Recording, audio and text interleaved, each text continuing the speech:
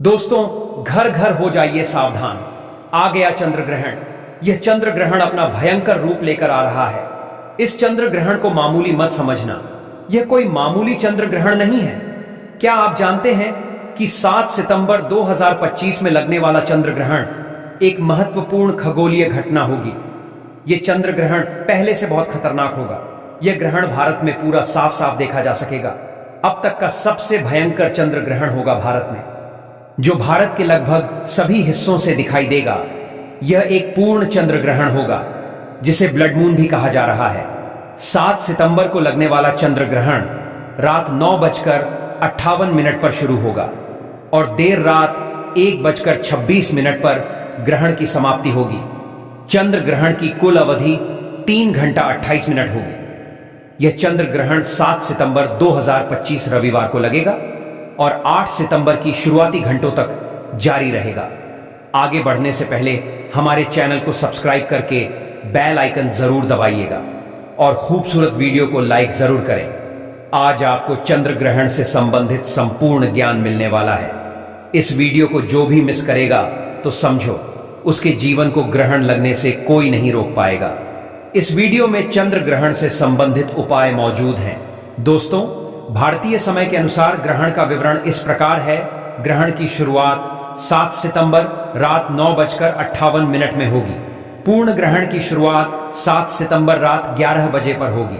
ग्रहण का मध्य अधिकतम ग्रहण 7 सितंबर रात 11:20 पर होगा।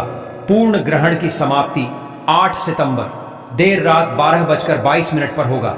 आंशिक ग्रहण की समाप्ति 8 सितंबर देर रात 1:26 पर होगी। दोस्तों, चंद्र ग्रहण की कुल अवधि 3 घंटा 28 मिनट बताई जा रही है। दोस्तों, आपको बताना चाहूंगा यह ग्रहण का प्रकार क्या रहने वाला है। दोस्तों, यह एक पूर्ण चंद्र ग्रहण खग्रास चंद्र ग्रहण है। इस स्थिति में पृथ्वी सीधे सूर्य और चंद्रमा के बीच आ जाती है और चंद्रमा पृथ्वी की सबसे गहरी छाया अंबराज से होकर गुजरता है। इस दौरान सूर्य की रोशनी पृथ्वी के वायुमंडल से छनकर चंद्रमा पर पड़ी डीएचती है, जिससे चंद्रमा का रंग तांबे जैसा या गहरा लाल हो जाता है। इसी घटना को ब्लड मून कहा जाता है। आइए जानते हैं। दोस्तों, ग्रहण भारत में कहां कहां दिखाई देगा? यह चंद्र ग्रहण पूरे भारत में दिखाई देगा। देश के सभी प्रमुख शहरों जैसे दिल्ली, मुंबई, कोलकाता, चेन्नई, बेंगलुरु, हैदराबाद, पुणे, लखनऊ और बरेली सहित हर जगह इसे लोग इस खगोलीय घटना को देख सकेंगे, बशर्ते कि मौसम साफ हो। आइए जानते हैं सूतक काल का समय। चूंकि यह चंद्र ग्रहण भारत में दिखाई देगा, इसीलिए इसका सूतक काल भी मान्य होगा। ज्योतिषीय मान्यताओं के अनुसार चंद्र ग्रहण का सूतक ग्रहण शुरू होने से 9 घंटे पहले प्रारंभ हो जाता है। दोस्तों, सूतक काल का आरंभ 7 सितंबर 2025 रविवार को दोपहर 12:68। सूतक काल की समाप्ति ग्रहण की समाप्ति के साथ 8 सितंबर 2025 को देर रात 1:26 में होगी। सूतक काल के दौरान आमतौर पर मंदिरों के कपाट बंद कर दिए जाते हैं और कुछ विशेष कार्यों को करने की मनाही होती है। ग्रहण की समाप्ति के बाद स्नान और दान का विधान माना जाता है। दोस्तों, इस वीडियो को जरा सी भी छोड़ दचकर मत जाना। अब वीडियो की मुख्य जानकारी शुरू होने वाली है, तो इस वीडियो को ध्यान लगाकर देखना। दोस्तों, ये बात कुछ समय की है, जब वैकुंठ धाम में समय का कोई बंधन नहीं था। वह अनंत था, सनातन था। क्षीर सागर की दुग्ध धवल लहरें मंद मंद गति से हिलोरें ले रही थीं, मानो स्वयं ब्रह्मांड की श्वास चल रही हो। इन्हीं लहरों के मध्य सहस्र फणों वाले शेष नाग की विशाल और कोमल शैया पर ब्रह्मांड के पालनहार, सृष्टि के अधिपति भगवान श्री हरि विष्णु योग निद्रा में लीन थे। उनके मुख पर एक दिव्य शांति और हल्की सी मुस्कान थी, जो चराचर जगत को आश्वस्त कर रही थी कि सब कुछ उनकी ही इच्छा से, उनकी ही व्यवस्था से चल रहा है। उनके चरणों के पास जगत जननी, धन और ऐश्वर्य की देवी माता लक्ष्मी विराजमान थी। वे अपने स्वामी के चरण दबा रही थीं और उनकी दृष्टि श्री हरि के शांत मुखमंडल पर टिकी थी। किंतु आज उनके मन में एक विचित्र सी हलचल थी, एक जिज्ञासा थी जो शांत नहीं हो पा रही थी। उन्होंने वैकुंठ के आकाश की ओर देखा। वहां एक पूर्ण चंद्रमा अपनी समस्त कलाओं के साथ चमक रहा था।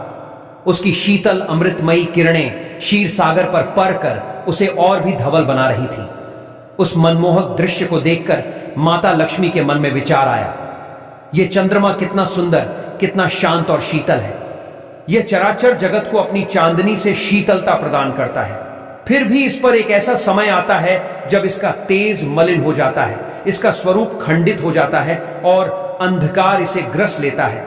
उस काल को चंद्र ग्रहण कहते हैं। ऐसा क्यों होता है प्रभु? अपनी इस झांसा को वे रोक न सकी। उन्होंने अत्यंत कोमल और मधुर स्वर में अपने स्वामी को संबोधित किया। हे नाथ, हे त्रिलोकीनाथ, आप तो चराचर जगत के दाता हैं। आपसे कोई भी रहस्य छिपा नहीं है। मेरे मन में आज चंद्रमा को देखकर एक प्रश्न उठ रहा है। यदि आपकी आज्ञा हो तो क्या मैं पूछ सकती हूं? भगवान विष्णु ने धीरे से अपनी आंखें खोली। उनके नेत्रों में संपूर्ण ब्रह्मांड का ज्ञान और अपनी प्रियतमा के लिए असीम प्रेम सा लग रहा था। उन्होंने मुस्कुराते हुए कहा, हे लक्ष्मी, तुम्हारा मन संसार के कल्याण के लिए ही चिंतित रहता है। तुम्हारी हर जिज्ञासा के पीछे लोक कल्याण का ही भाव छिपा होता है। निसंकोच पूछो, तुम्हारे मन में क्या प्रश्न है माता? लक्ष्मी ने कहा, हे नारायण, यह पूर्ण चंद्रमा जो अपनी सुंदरता से तीनों लोकों को मोहित कर रहा है, इस पर ग्रहण क्यों लगता है? वह कौन सी शक्ति है जो इसके अमृतमय प्रकाश को कुछ समय के लिए निगल लेती है? और यह सूतक क्या होता है जिसके लगते ही पृथ्वी पर इतना भय और इतनी सावधानियों का वातावरण बन जाता है? मंदिर के कपाट बंद हो जाते हैं, भोजन पान वर्जित हो जाता है। कृपया मेरे इस संशय का निवारण कर। भगवान विष्णु मंद मंद मुस्कुराए। उन्होंने कहा, प्रिय, तुम्हारा प्रश्न अत्यंत गूढ़ और महत्वपूर्ण है। इसका संबंध केवल खगोल से नहीं, अपितु देव, दानव, धर्म और कर्म के अनादिकाल से चले आ रहे संघर्ष से भी है। इस रहस्य को समझाने के लिए मुझे तुम्हें एक कथा सुनानी होगी। यह कथा है सतयुग के एक धर्मात्मा राजा की, जिसके माध्यम से देवर्षि नारद और स्वयं भगवान शंकर ने इस रहस्य को जगत के सामने प्रकट किया था। माता लक्ष्मी का मुख प्रसन्नता से खिल उठा। वे कथा सुनने के लिए उत्सुक होकर बैठ गए। क्षीर सागर की लहरें भी मानो शांत हो गई और वैकुंठ का कण कण उस दिव्य संवाद को सुनने के लिए स्थिर हो गया। भगवान विष्णु ने कहना आरंभ किया, सतयुग की बात है। पृथ्वी पर धर्म का साम्राज्य था। मनुष्य, देव, गंधर्व सभी अपने अपने धर्म का पालन करते थे। उसी काल में चंद्रवंश में एक अत्यंत प्रतापी धर्मात्मा और प्रजावत्सल राजा हुए, जिनका नाम था पुण्यव्रत। उनकी कंठ से नीचे उतारा। सूर्यदेव और चंद्रदेव ने उसे पहचान लिया और उन्होंने तुरंत भगवान विष्णु को संकेत किया। संकेत मिलते ही, इससे पहले कि अमृत स्वर भानु के पूरे शरीर में फैलता, भगवान विष्णु ने अपने सुदर्शन चक्र से उसका धड़ एच से अलग कर दिया। किंतु तब तक अमृत उसके गले तक पहुंच चुका था, इसलिए उसका सिर और धड़ एच दोनों ही अमर हो गए। उसी दिन से कटा हुआ सिर राहु कहलाया और बिना सिर का धड़ केतु कहलाया। यह दोनों छाया ग्रह बनकर ब्रह्मांड में स्थापित हो गए। चूंकि सूर्य और चंद्रमा ने स्वर भानु का भेद खोला था, इसीलिए राहु और केतु इन दोनों के शाश्वत शत्रु बन गए।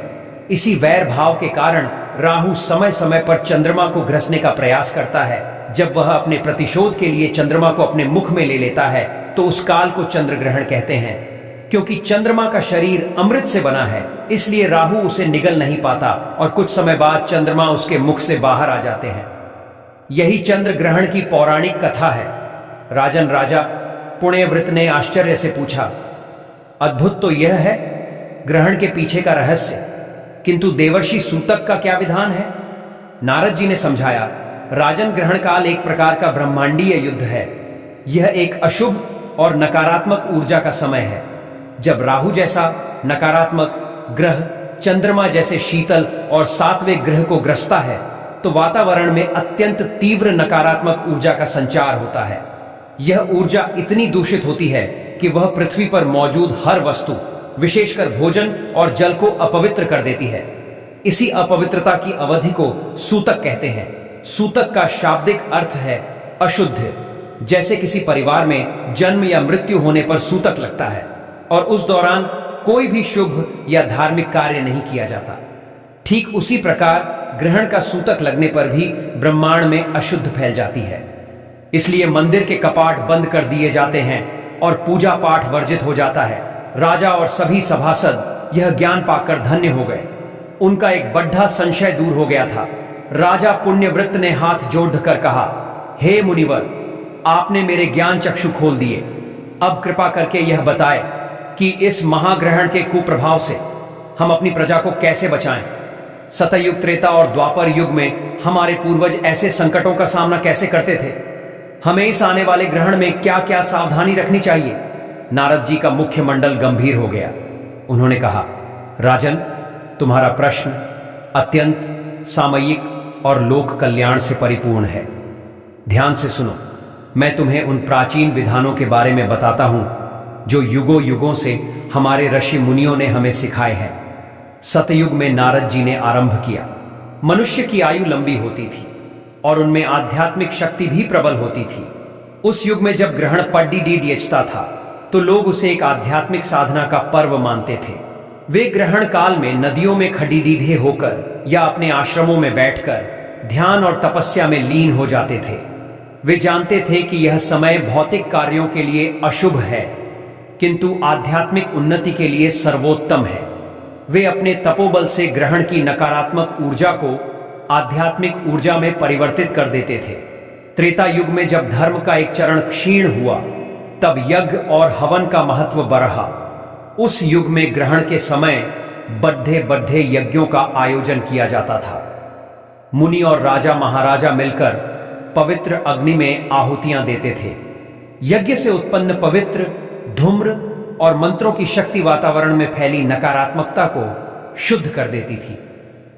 भगवान श्री राम के काल में भी ग्रहण के समय सरयू नदी के तट पर विशेष अनुष्ठान किए जाते थे। द्वापर युग में जब धर्म और भी क्षीण हो गया, तब मंत्र जाप और दान का महत्व सर्वोपरि हो गया। उस युग में लोग ग्रहण काल में अपने घरों में बैठकर अपने इष्ट देव के मंत्रों का जाप करते थे। वे जानते थे कि इस समय किया गया एक मंत्र जाप सामान्य समय में किए गए 1000 मंत्र जाप के बराबर फल देता है। महाभारत के युद्ध के समय पड्डीडीएच सूर्य ग्रहण का वर्णन तो स्वयं वेद व्यास जी ने किया है। उस समय भी पांडवों और कौरवों दोनों ही पक्षों ने अपनी अपनी मान्यताओं के अनुसार अनुष्ठान किए थे। राजा पुण्यव्रत बड़े ध्यान से सुन रहे थे। उन्होंने पूछा, तो हे देवर्षि, इस कलयुग के प्रारंभ में हम जैसे मनुष्यों को क्या सावधानियां रखनी चाहिए। नारद जी ने कहा, राजन, अब मैं तुम्हें वे व्यावहारिक सावधानियां बताता हूं जो हर मनुष्य को ग्रहण काल में बरतनी चाहिए। सूतक का पालन। ग्रहण लगने से लगभग 9 घंटे पहले चंद्र ग्रहण का सूतक काल आरंभ हो जाता है। सूतक लगते ही भोजन बनाना और ग्रहण करना वर्जित है। बाल, वृद्ध और रोगी को इसमें छूट है, किंतु उन्हें भी सात्विक और हल्का भोजन ही करना चाहिए। 2 भोजन की शुद्धि, जो भी पका हुआ भोजन या कटी हुई सब्जियां घर में रखी हो, उन पर तुलसी का पत्ता या कुशा पवित्र घास डाल देनी चाहिए। तुलसी और कुशा में नकारात्मक ऊर्जा को सोखने और वस्तुओं को शुद्ध बनाए रखने की अद्भुत क्षमता होती है। दूध, दही, घी, पानी जैसे सभी पेय पदार्थों में भी इन्हें डालना आवश्यक है। 3 गर्भवती स्त्रियों की सुरक्षा ग्रहण का सबसे अधिक प्रभाव गर्भ में पल रहे शिशु पर पड्डीडीएचता है। इसलिए गर्भवती स्त्रियों को ग्रहण काल में घर से बाहर बिल्कुल नहीं निकालना चाहिए। उन्हें ग्रहण की छाया अपने शरीर पर नहीं पड्डीडीएचने देनी चाहिए। इस दौरान उन्हें किसी भी प्रकार की सिलाई, बुनाई, काटने या छीलने जैसी गतिविधि नहीं करनी चाहिए, क्योंकि ऐसी मान्यता है कि इससे गर्भस्थ शिशु के अंग प्रभावित हो सकते हैं। उन्हें निरंतर अपने इष्ट देव का ध्यान या मंत्र जाप करते रहना चाहिए। 4. देव प्रतिमा का स्पर्श न करना। सूतक काल से लेकर ग्रहण समाप्त होने तक मंदिर के कपाट बंद रहते हैं और किसी भी देव प्रतिमा का स्पर्श नहीं करना चाहिए। यह समय देवों के विश्राम और ध्यान का होता है। 5 में शारीरिक संबंध बनाना सर्वथा वर्जित है। इससे उत्पन्न संतान को जीवन में अनेक कष्टों और स्वास्थ्य समस्याओं का सामना करना पड्डीडीएच सकता है। खुले आंखों से ग्रहण न देखना। यद्यपि ग्रहण को नंगी आंखों से देखने का वैसा शारीरिक दुष्प्रभाव नहीं होता जैसा सूर्य ग्रहण का, फिर भी इसकी नकारात्मक किरणों से बचने के लिए इसे सीधे देखने से बचना चाहिए। 7. निष्क्रियता। ग्रहण काल में सोना, यात्रा करना, कोई नया कार्य आरंभ करना या किसी भी प्रकार का व्यर्थ वाद विवाद करना अशुभ माना जाता है। यह समय आत्म चिंतन और साधना का है, भौतिक क्रियाओं का नहीं। नारद जी ने अपनी बात समाप्त करते हुए कहा, राजन, ये कुछ प्रमुख सावधानियां हैं। जिनका पालन तुम्हारे राज्य के हर नागरिक को करना चाहिए। यदि तुम इन नियमों का पालन सुनिश्चित कर सको तो ग्रहण का बड्ढे से बद्दा कुप्रभाव भी तुम्हारी प्रजा का कुछ नहीं बिगाड़ पाएगा। राजा पुण्यव्रत ने देवर्षि के चरणों में सिर रखकर कहा, आपने हमारा बद्धा उपकार किया। मुनिवर, हम आपके बताए हर एक नियम का अक्षरश पालन करेंगे। राजा पुण्यत के मन की एक शंका अभी भी शेष थी। उन्होंने विनम्रता से पूछा, हे देवी, आपने ग्रहण के कुप्रभावों और उनसे बचने की सावधानियों के बारे में तो बता दिया, किंतु क्या इस भयावह काल में मनुष्यों के लिए कोई लाभ भी छिपा है? क्या मनुष्य इस समय का सदुपयोग अपनी आध्यात्मिक उन्नति के लिए कर सकता है? और इस ग्रहण का भगवान शिव से क्या संबंध है, जिनके हम अनन्य भक्त हैं? यह प्रश्न सुनकर देवर्षि नारद का मुख प्रसन्नता से खिल उठा। वे बोले, उत्तम, अति उत्तम प्रश्न राजन। यही तो रहस्य का सबसे गुद्ध भाग है। सुनो, जो ज्ञानी हैं वे विपत्ति में भी अवसर खोज लेते हैं। ग्रहण काल सामान्य मनुष्यों के लिए भले ही भय और संकट का समय हो, किंतु साधकों और भक्तों के लिए यह आध्यात्मिक उन्नति का एक सुनहरा अवसर है। एक शॉर्टकट है कैसे? देवर्षि राजा ने उत्सुकता से पूछा। नारद जी ने समझाया, राजन, सामान्य दिनों में हमारा मन सांसारिक वस्तुओं में उलझा रहता है। हम माया के पर्दे के पीछे छिपे सत्य को नहीं देख पाते। किंतु ग्रहण काल में जब ब्रह्मांड की व्यवस्था में एक बड़ा परिवर्तन होता है, तब यह माया का पर्दा कुछ समय के लिए अत्यंत क्षीण हो जाता है। इस समय में भौतिक और आध्यात्मिक जगत के बीच की दूरी बहुत कम हो जाती है। इसी कारण नारद जी ने अपनी बात आगे बढ़ाई। मनुष्यों को ग्रहण काल में निम्नलिखित कार्य करने चाहिए, जिनसे उन्हें अपार लाभ मिल सकता है। एक मंत्र जाप माना जाता यह ग्रहण काल का सबसे बड़ा और सबसे सरल लाभ है। समय में किया गया किसी भी मंत्र का जाप 3 जाप सामान्य समय में किए गए जाप से 1000 गुना अधिक फलदायी होता है। चाहे वह गायत्री मंत्र हो, महामृत्युंजय मंत्र हो या आपके गुरु द्वारा दिया गया कोई दीक्षा मंत्र हो, इस समय में मंत्र शीघ्र सिद्ध होते हैं और उनकी ऊर्जा सीधे आत्मा तक पहुंचती है। 2 ध्यान मेडिटेशन। जो लोग ध्यान साधना करते हैं उनके लिए ग्रहण काल एक वरदान है। इस समय में ध्यान लगाना अत्यंत सरल हो जाता है और साधक शीघ्र ही गहरी अवस्था में प्रवेश कर सकता है। मन की एकाग्रता कई गुना बढ़ जाती है। 3 स्नान और दान। बात एंड चैरिटी ग्रहण के आरंभ में और ग्रहण की समाप्ति पर किसी पवित्र नदी में या घर पर ही पवित्र नदियों का आह्वान करके स्नान करना चाहिए। विशाल यज्ञशाला में बैठे थे। उन्होंने देवर्षि के निर्देशानुसार रुद्र यज्ञ का आरंभ किया। पवित्र अग्नि प्रज्वलित हो चुकी थी और वेद मंत्रों के उच्चारण से वातावरण गूंज रहा था। रात्रि का दूसरा प्रहर आरंभ होते ही ग्रहण का स्पर्श काल शुरू हुआ। लोगों ने देखा कि चंद्रमा के एक किनारे पर धीरे धीरे कालिमा छाने लगी। यह कालिमा बढ़ाती गई मानो कोई अदृश्य मुख चंद्रमा को निगल रहा हो। देखते ही देखते आधे से अधिक चंद्रमा अंधकार में समा गया। पृथ्वी पर एक विचित्र सी रहस्यमय चांदनी फैल गई। वातावरण में एक भारी पंसा महसूस होने लगा, किंतु चंद्रप्रस्थ के नागरिक भय भी नहीं थे। उनके घरों से मंत्रों का जाप और भी तीव्र हो गया। कोई ओम नमो भगवते वासुदेव यस्त का जाप कर रहा था तो कोई महामृत्युंजय मंत्र का। पूरा राज्य एक विशाल तपोभूमि में परिवर्तित हो गया था। राजा पुण्यव्रत यज्ञ की अग्नि में आहुतियां दे रहे थे और उनका मन पूरी तरह से भगवान शिव के ध्यान में लीन था। उन्हें ऐसा प्रतीत हो रहा था मानो भगवान शिव स्वयं कैलाश से इस महायज्ञ को देख रहे हैं और मुस्कुरा रहे हैं। फिर वह क्षण आया जब ग्रहण अपने चरम पर था। राहु ने पूरे चंद्रमा को ग्रस लिया था।